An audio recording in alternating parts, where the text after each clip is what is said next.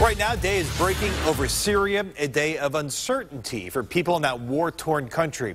As this week, Russia joined the fray, bombing targets there, a move questioned by many critics. And leaders from around the world meet in Paris to determine the next steps in Syria. And half a world away, people here in our area are watching and worrying about loved ones still in Syria. Derek Waller, you spoke with some of the local immigrants today to get insight into what this must be like. Yeah, and Chris, millions of them are fleeing here in the U.S. We've only allowed about 1,500 Syrians in as refugees this year, and some Syrians who live here in Northeast Ohio would love to see more.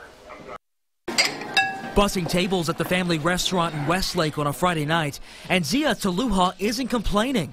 The first-generation Syrian American says it's all about perspective. People who move here and work, they're very grateful for the work they do here. They're very grateful for the money they make here. He was born and raised in the U.S. His father immigrated here in the 70s from Damascus, which Sam Saluha says was a time when Muslims, Christians, and Jews coexisted in relative peace.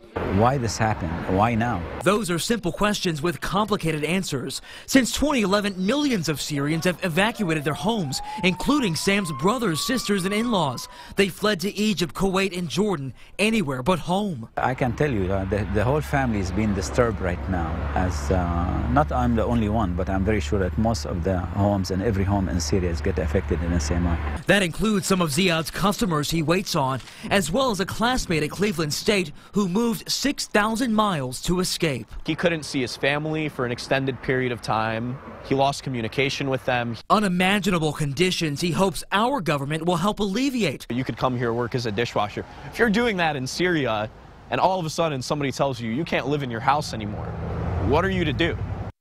We don't have an exact estimate of just how many Syrian Americans call Northeast Ohio home, but there are efforts by some at Cleveland City Council to find ways to attract more of them here.